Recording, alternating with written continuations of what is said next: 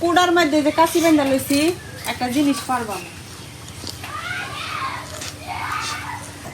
ওই যে পিছে দেখতেছে ওই রেডি হইতেছে সব কলা গাছ। তো কলা গাছের মধ্যে কিন্তু কলার থোর হইছে, মানে যেটা হলো কলার ফুল, আমরা এটা কলার থোর কই, আবার অনেকে কলার মুসাও ক। তো ওখানে আমি কলার থোর ফেলে নিলাম। গাছ নাহি বাইরে যা আই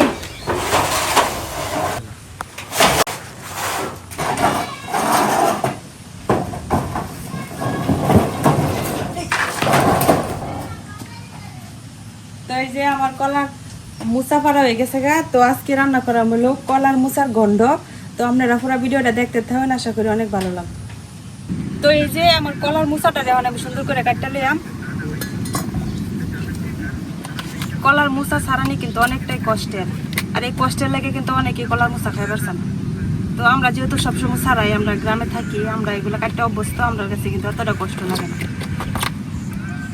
তো এই যে এমনি করে আমি উপরের যে বাকলটা এটা উঠাই নিলাম, তাহলে আমার সুবিধা হইব কাটতে।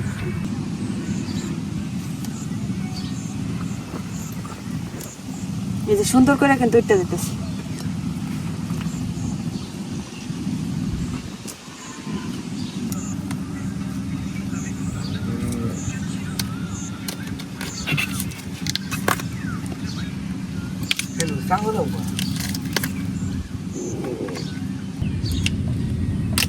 বড় বড় যে কলার ফুলটি, এটি কিন্তু তোলার পরে এই ভিতরে সাদা অংশটা বাইরে, এটা একদম নরম।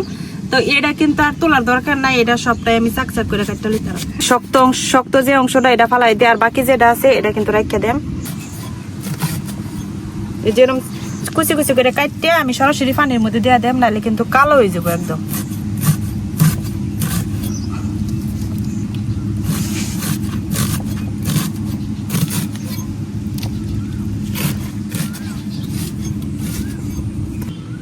এখন কলার যে ফুলটি, এই ফুলটিকে মানে পরিষ্কার করার লাগে, এটা আমরা করে দেখাই। এই যে ভিতরে একটা শক্ত একটা ফুল আছে, এটা কিন্তু ফালাই দেওয়ার লাগবো, এটা পুরুষ কেশরটা। আর এই যে এই ইয়াটাও কিন্তু ফালাই দেওয়া লাগবো, শক্ত অংশটা। তো প্রত্যেকটারই কিন্তু এমনি এমনি আমি শক্ত অংশগুলা ফালাইলাম।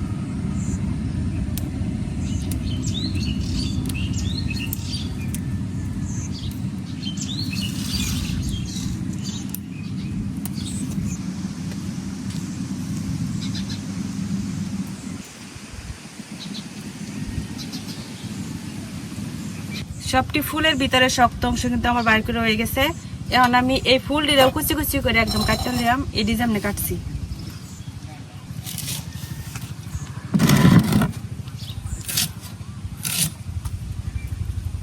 কলার ফুলের কষে দাও কালো হয়ে গেছে। আজকে ভিডিওতে আমার সাথে বাবি নাই, এর লেগে আমার সব কাজ একলা একলা করণ লাগতেছে। বাবি হলো ধান সিদ্ধ করতেছে, তো বাবিরা ডাকছি না, ব্যস্ত আছে। মানে একদম কলার মুসা সবটাই আমার কাটা হয়ে গেছে। এখন আমি এইভাবে পানির মধ্যে কিছুক্ষণের লাগে ভিজায় রাখা দেম। তো এটা ভিজতে ভিজতে এখন আমি একটা আলু সিলাই লিয়াম, কারণ মুসার গন্ডের মধ্যে কিন্তু আলু দেওয়ানি লাগে। তো আমি ছোট ছোট দেশি আলু, যে এই দেশি আলু দিয়ে আমরা হাতের কাছে আসি না, আমি এই দেশি আলু লয়ে লিছি। এখন আলু দিয়ে সিলাই লিয়াম।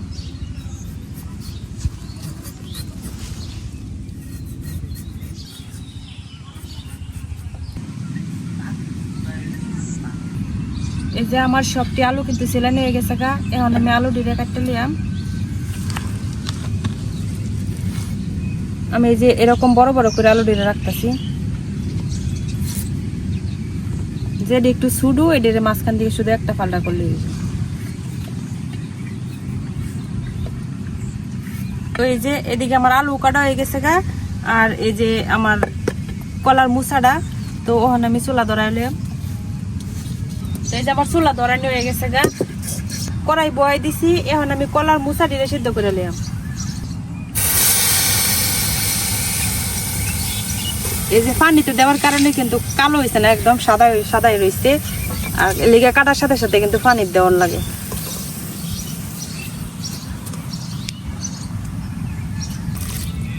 আমি বেশ অনেকটা পানির মধ্যে কিন্তু কলার মুসাটিকে খুব ভালো করে সিদ্ধ করে নিলাম। আমার কলার মুসাটা সিদ্ধ হইতে হইতে আমি বাকি যে মশলাগুলো আছে এটি রেডি করে নিলাম। তখন আমি খেত গিয়া দিই যে কাঁচামরিচ পাই কিনা। 3-4 ঘন্টা রান্নার লাগে কিন্তু আমরা কাঁচামরিচ তো লাগবোই। তখন গাছে গিয়া দিই কয়টা কাঁচামরিচ পাই।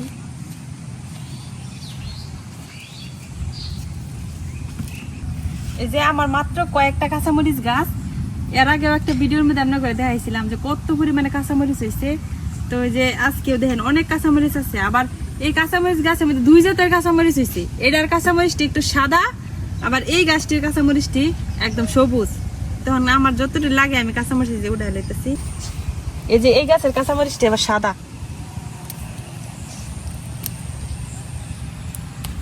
এই যে সাদা আবার এই যে সবুজ, 2 জাতের কাঁচামরিচ কেমন হইলো আমি বুঝা পেলাম।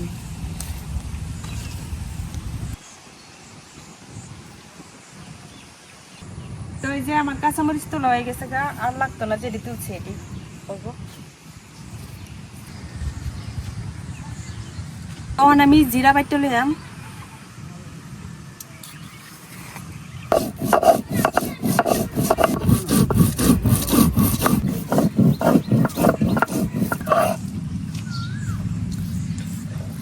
তো এই যে আমার জিরা বাটা হয়ে গেছে গা। এখন আমি কাঁচামরিচটি বাইটে লইলাম। এনে কিন্তু বাটা কাঁচামরিচ দেওয়ান লাগবো, এর লাগে আমি কাঁচামরিচটি এখন বাইটে লইলাম।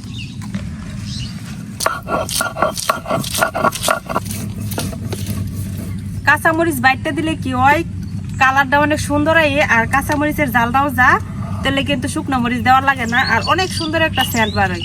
কাঁচামরিচের কি গ্রানটা আমার অনেক ভালো লাগে, এর লাগে কিন্তু সব তরকারিতে আমি কাঁচামরিচ বাইটটাই খাই। তো এই যে আমার কাঁচামরিচ কিন্তু বাটা হয়ে গেছে গা।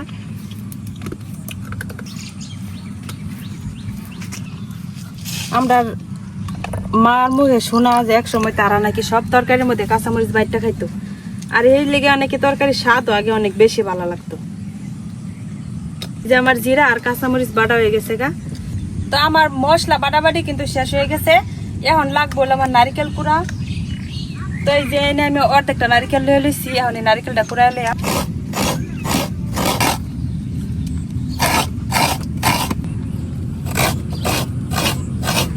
তো আমার নারিকেলও কিন্তু কুড়ানি হয়ে গেছে গা। এই যে এইদিকে আমার কলার মুসাও কিন্তু সিদ্ধ হয়ে গেছে খুব সুন্দর করে। তখন আমি কলার মুসা দিয়ে নামাই লইলাম।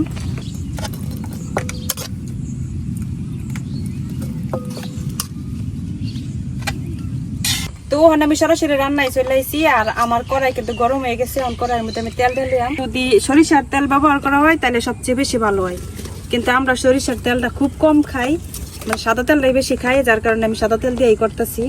মোচার ঘন্টটা কিন্তু আবার নিরামিষ রান্না করা যায়। নিরামিষ রান্না করলে কিন্তু পেঁয়াজ দেওয়া লাগে না। তো আমরা যেহেতু নিরামিষ রান্না করতেছি না, যার লাগে আমি পেঁয়াজ দিয়ে দিতেছি।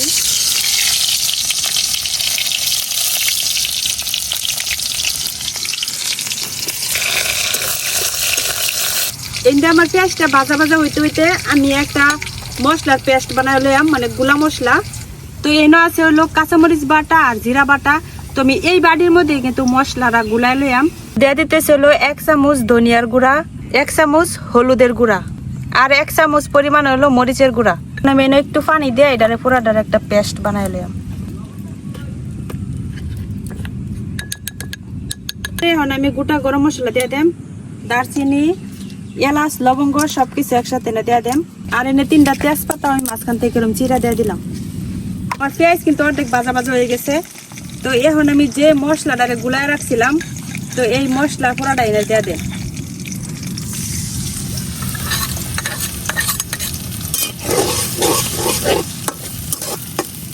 আর খুব সুন্দর করে মশলাটা কষায়াম।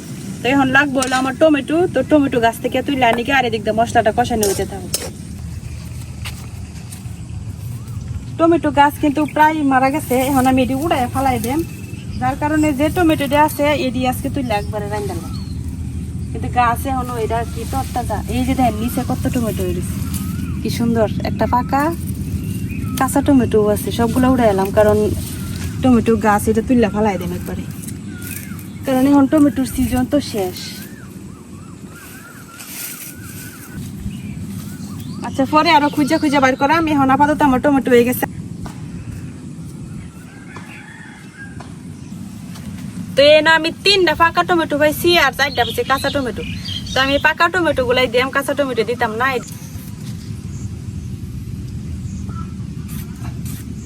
টমেটো গুলারে একদম কুচি কুচি করে আমি কাটতে লইতেছি।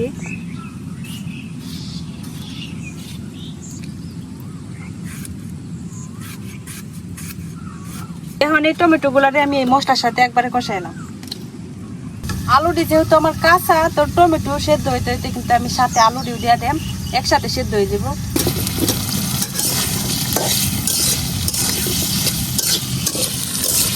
এখন আমি এনে দিয়ে দিলাম লবণ।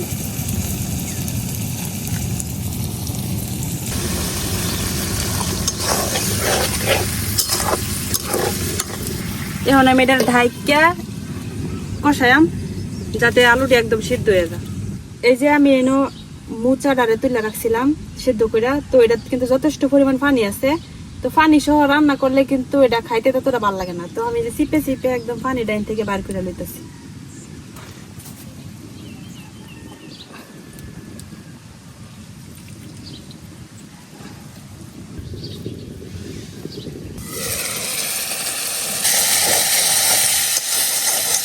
একদম ঝোলটা কিন্তু টাইম না গেছে। আর এখন দেখি আলুটা সিদ্ধ হয়েছে কিনা। তো আলু কিন্তু এই যে খুব সুন্দর সিদ্ধ হয়ে গেছে। তো ওখানে আমি সেদ্ধ করে রাখা মুচা ডালে দিয়ে দেন।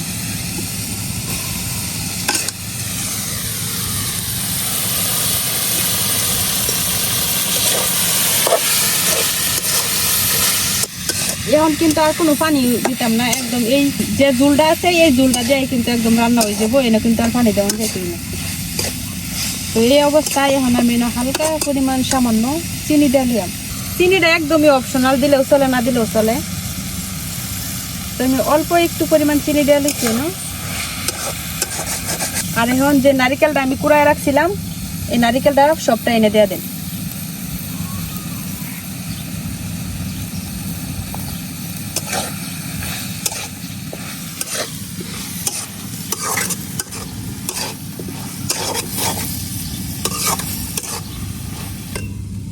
এই যে ঢাইকে আমি কিছুক্ষণ আগুন কমায় দমে রান্না করে নিলাম। বসেছে খেতে। তো এই যে সুন্দর করে হয়ে গেছে কিন্তু আমার এই যে মুচার ঘন্ট। তো আমি এটা নামাই লইলাম।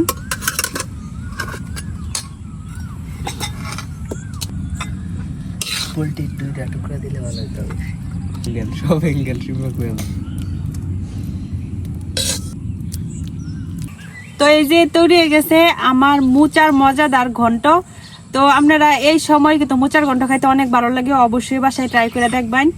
তো যারা নিরামিষ ঘন্ট রান্না করতে চান ঠিক এইভাবেই রান্না করবেন, শুধু পেঁয়াজটা দিয়ে না, তাইলে হয়ে যাব। আর আমি যেহেতু নিরামিষ রান্না করছি না, পেঁয়াজ দিছি। তো এখন খাওয়া দাওয়া শুরু করি।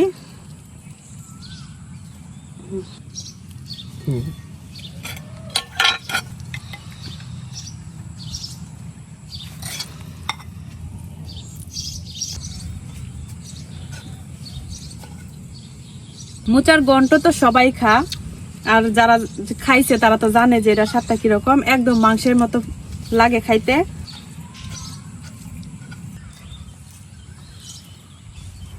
কিরম হয়েছে?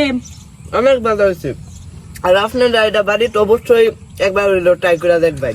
তুই খাইছিলি আর কোনো সময়? না, আমি আজকেই প্রথম। একদম মাংসের মতো লাগে। তো আমরা আজকের ভিডিও এ পর্যন্তই।